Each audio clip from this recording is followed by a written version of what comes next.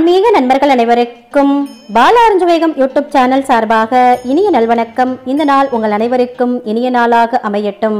பெண்கள் கட்டாயம் இதை செய்யுங்கள். மாசி மகம் மாசி பௌர்ணமி என்று கல்லுப்பு சாடியில் எப்படியாவது யாருக்கும் தெரியாமல் இந்த ஒரு பொருளை மறைத்து வைத்து விடுங்கள். உங்கள் வீட்டில் இருக்கக்கூடிய பணக்கஷ்டம் மனக்கஷ்டம் அனைத்துமே தீர்ந்து பணம் உங்களை தேடி வரும். ஏதாவது ஒரு பரிகாரத்தை செய்தால் நம்முடைய கஷ்டங்கள் கண்ணுக்கு தெரியாமல் காணாமல் போய்விடாதா அப்படின்னு ஏக்கத்தோடு இருக்கிறவங்களுக்கு இன்னைக்கான இந்த பதிவு மிகவும் ஹெல்ப்ஃபுல்லாகவே இருக்கும். நம்பிக்கையோடு செய்தால் எந்த பரிகாரமும் பலன் இல்லாமல் போவதற்கு வாய்ப்பே கிடையாதுங்க.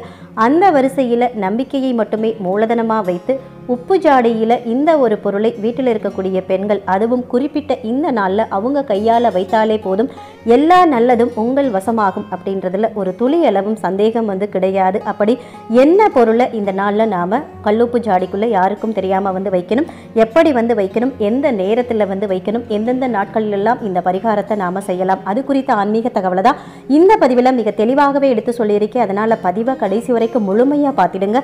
அப்போ தான் நான் சொல்லியிருக்கக்கூடிய முழு தகவலும் உங்களுக்கு சேரும். வாங்க பதிவுக்குள்ள படலாம். அதுக்கு முன்னாடி இதுவரைக்கும் நீங்க பாலாரஞ்சவேகம் யூடியூப் சேனல் சப்ஸ்கிரைப் பண்ணாம இருந்தீங்கன்னா சப்ஸ்கிரைப் பண்ணிட்டு அப்படியே மறக்காம பக்கத்தில் இருக்கிற பெல் பட்டனையும் கொடுத்து வச்சுக்கிறீங்க. அப்பதான் நான் போடக்கூடிய வீடியோக்களோட நோட்டிபிகேஷன் உங்களுக்கு உடனுக்குடன் வந்துகிட்டே இருக்கும். இந்த பரிகாரத்தை பொறுத்த வரைக்கும் வீட்டில் இருக்கக்கூடிய பெண்கள் அவங்களுடைய கையால தான் இந்த பரிகாரத்தை செய்யணும். இந்த பொருளை கல்லுப்புக்கு நடுவில் மறைத்து வைக்கிறதும் பெண்கள் தான் பண்ணணும். கல்லுப்பை நிரம்ப உப்புச்சாடியில கொட்டு வைத்தா வீட்டில் செல்வ செழிப்பு இருக்கும் அப்படின்றது நம்ம எல்லோருக்குமே தெரிஞ்ச ஒரு விஷயம்தான். ஆனால் வெள்ளிக்கிழமை தோறும் கல்லுப்பை வாங்கியும் உங்கள் வீட்டில் கஷ்டம் குறையலை அப்படின்னா கல்லுப்பில் இருக்கக்கூடிய வசியத்தன்மையை நாம் அதிகப்படுத்தணும். நேர்மறை ஆற்றல்களை நன்மைகளை இருக்கக்கூடிய ஈர்ப்புத்தன்மையை வசியத்தன்மையை நாம் அதிகப்படுத்தணும். இந்த மாதிரி வசியத்தன்மையை இருக்கக்கூடிய ஒரு பொருள் அப்படின்னு பார்த்தீங்கன்னா அது வசம்பு தான். பொதுவாகவே வசம்பை நம்ம வீட்டில் வச்சுருந்தோம் அப்படின்னா ஒரு வசியத்தன்மை ஏற்படும். காத்து கருப்பு எதுவுமே அண்டாது, வீட்டில் எதிர்மறை ஆற்றல் தங்காது. அதனால தான் இந்த வசம்பை நெருப்பில் நல்லா சுட்டுட்டு அதை தேங்காய் எண்ணெயில் குழைத்து குழந்தைகளுக்கு கூட நெற்றியில் பொட்டு மாறி வச்சு விடக்கூடிய ஒரு வழக்கம் இருக்கு. குழந்தைகளுக்கு கையிலும் காலிலும் கூட எதிர்மறை ஆற்றல் தங்காமல் இருக்கிறதுக்கு இந்த வசம்பை வச்சு கட்டி வச்சிருப்பாங்க. அதையும் நாம பார்த்துருப்போம். இந்த பரிகாரத்தை எப்படி பண்ணணும் அப்படின்னா, முதல்ல உங்க வீட்டில் இருக்கக்கூடிய அந்த உப்பு ஜாடியை எடுத்துக்கிறீங்க. உப்பு ஜாடியை எடுத்துட்டு அதை கிளீன் பண்ணிட்டு முதல்ல உப்பு ஜாடியில் ஒரு வசம்பை போட்டுட்டு அதுக்கப்புறமா அந்த வசம்பு தெரியாத அளவுக்கு எப்போதும் போல கல்லுப்பை நீங்கள் நிறைச்சி வச்சுருங்க. இப்படி நீங்கள் செய்யக்கூடிய பட்சத்தில் உங்கள் வீட்டில் நீங்கள் தொடங்கக்கூடிய எந்த செயலாக இருந்தாலும் எந்த காரியமாக இருந்தாலும் அது உங்கள் வசமாகும். வெற்றி உங்கள் பக்கம்தான். லக்ஷ்மி கடாட்சமும் உங்கள் வீட்டில் நிலைத்திருக்கும். வீட்டு பெண்கள் மகாலட்சுமியோட அம்சமாக சொல்லப்பட்டு இருக்கிறதுனால வீட்டில் இருக்கக்கூடிய பெண்களோட கையால் இந்த பரிகாரத்தை நீங்கள் செய்கிறது மூலமாக அந்த வீடே ராசியான வீடாக மாறும். குடும்ப கஷ்டம் தீரும். மன நிம்மதி பிறக்கும். வசம்பை நீங்கள் அடிக்கடி மாற்றணும் அப்படின்ற அவசியம் கூட கிடையாது. நீண்ட நாட்களுக்கு வசம்பு அப்படியே தான் இருக்கும். கல்லுப்பை வைத்து நிறைய பரிகாரங்களை நீங்கள் செய்து பார்த்தும் உங்களுக்கு பலன் கொடுக்காம இருக்கக்கூடிய பட்சத்தில் நாம் இந்த வசம்போடு சேர்த்து வச்சிருக்கக்கூடிய அந்த கல்லுப்பு இருக்கு இல்லையா, அந்த கல்லுப்பை எடுத்து இனி வரக்கூடிய பரிகாரங்களை நீங்கள் முயற்சி செஞ்சு பாருங்கள். நிச்சயமாக நீங்கள் செய்யக்கூடிய ஒவ்வொரு பரிகாரத்துக்குமே நல்ல பலன்கள் கிடைக்கிறதுக்கு வாய்ப்புகள் அதிகமே இருக்கு. இதே மாதிரி தான் வசம்போடு சேர்ந்து இருக்கக்கூடிய கல்லுப்பை வைத்து நாம் திருஷ்டி கழித்தாலும் சரி, திருஷ்டியானது சுத்தமாக நீங்கிவிடும் அப்படின்னு சொல்லப்பட்டிருக்கு. அதுக்கடுத்ததாக பார்த்தீங்கன்னா இந்த நாளில் ஒரே ஒரு வசம்பை கல்லுப்போடு சேர்த்து ஒரு சின்ன மஞ்சள் துணியில் கட்டி வீட்டோட நிலைவாசல் படியில் கட்டி வைத்தாலும் வீட்டுக்குள்ளே மூதேவி நுழைய மாட்டாங்க. ஸ்ரீதேவி அப்படின்னு சொல்லப்படுற மகாலட்சுமி தாயார் உங்கள் வீட்டிலேயே தங்கிடுவாங்க அப்படின்றது சொல்லப்படுது. நீங்கள் கண்டிப்பாக இந்த நாளில் முயற்சி செய்து பாருங்கள். இப்படி ஒரு கல்லுப்பு பரிகாரத்தை பொறுத்த வரைக்கும் நாம் சிறப்பான நாட்களில் செய்யும் போது அதனுடைய பலன்கள் நமக்கு மும்மடங்காக கிடைப்பதாகவே சொல்லப்பட்டிருக்கு.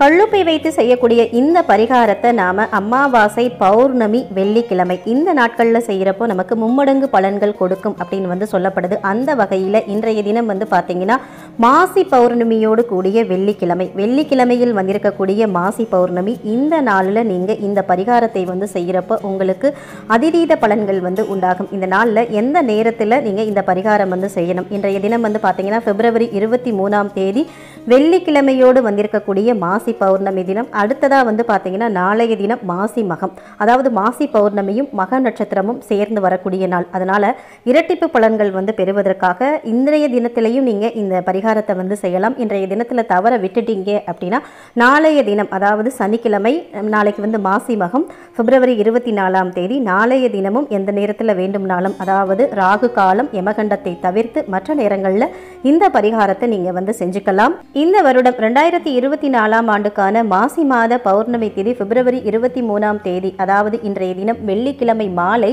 4:55 வந்து தொடங்கி பிப்ரவரி 25 சனிக்கிழமை மாலை 6:51 வரைக்கும் இந்த பௌர்ணமி திதி வந்துட்டு இருக்கு. இந்த பரிகாரத்தை இன்றைய தினம், அதாவது வெள்ளிக்கிழமையோடு கூடிய இந்த பௌர்ணமி திதியில் நீங்கள் செய்கிறப்போ அதிகப்படியான பலன்கள் வந்து கிடைக்கும். எந்த நேரத்தில் நாம் செய்தால் சிறப்பாக இருக்கும் அப்படின்னு வந்து பார்த்தீங்கன்னா வெள்ளிக்கிழமை சுக்கிரஹோரை நேரத்தில் இந்த பரிகாரத்தை நாம் வந்து செய்யணும்.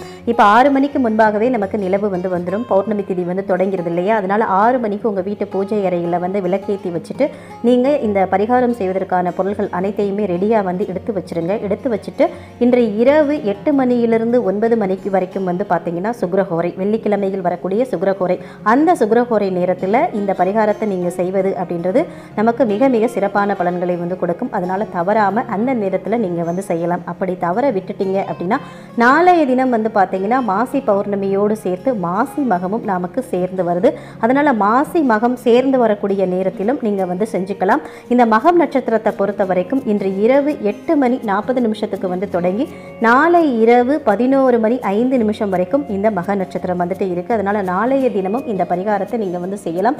சனிக்கிழமை என்று செய்யும் போது நீங்கள் இந்த யமகண்டம் ராகு காலத்தை தவிர்த்து மற்ற நேரங்களில் வந்து செஞ்சுக்கலாம். நாளைய தினம் மிக மிக சிறப்பான நாள். இன்றைய தினம் நாளைய தினம் 2 நாளையுமே நீங்கள் வந்து செஞ்சுக்கலாம், தவறு ஒன்றுமில்லை. அப்படி இந்த 2 நாளையும் நீங்கள் தவற விட்டுட்டீங்க அப்படின்னா இந்த பரிகாரத்தை வேறு எப்போ செய்யலாம் அப்படின்னு வந்து பார்த்தீங்கன்னா வாரத்தில், அதாவது வெள்ளிக்கிழமை என்று வரக்கூடிய சுக்கிரஹோரை தினத்தில் நீங்கள் இந்த பரிகாரத்தை வந்து செய்யலாம்.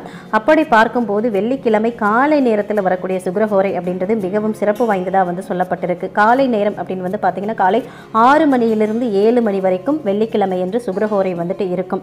அந்த நேரத்தில் நீங்கள் இந்த பரிகாரம் வந்து செஞ்சுக்கலாம். அப்படி செய்ய முடியலை அப்படின்னா வெள்ளிக்கிழமை புதிதாக வந்து கல்லுப்பை வந்து வாங்கி வந்து இரவு 8 மணியிலிருந்து 9 மணிக்குள்ளே வரக்கூடிய அந்த சுக்கிரஹோரை நேரத்திலும் நீங்கள் வந்து செஞ்சுக்கலாம்.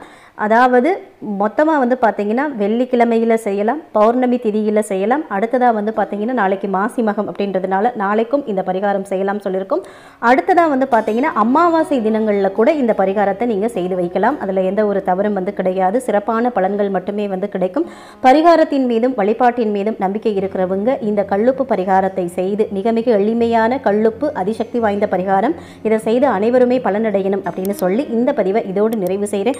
இந்த பதிவு உங்களுக்கு மிகவும் பயனுள்ள பதிவாக இருந்திருக்கும் நினைக்கிறேன். இந்த பதிவு பிடிச்சிருந்தது அப்படின்னா லைக் பண்ணிவிட்டு உங்கள் நண்பர்களுக்கும் ஃபேமிலி மெம்பர்ஸ்க்கும் ஷேர் பண்ணுங்கள், அவர்களும் பார்த்து பயன்பெறட்டும். இந்த பதிவை பற்றின கருத்துக்களையும் உங்களுடைய சந்தேகங்களையும் கமெண்ட் செக்ஷனில் சொல்லுங்கள். மற்றொரு நல்ல பதிவில் சந்திப்போம். அதுவரை உங்களிடமிருந்து விடைபெறுவது உங்கள் பாலா. நன்றி, வணக்கம், வாழ்க வளமுடன்.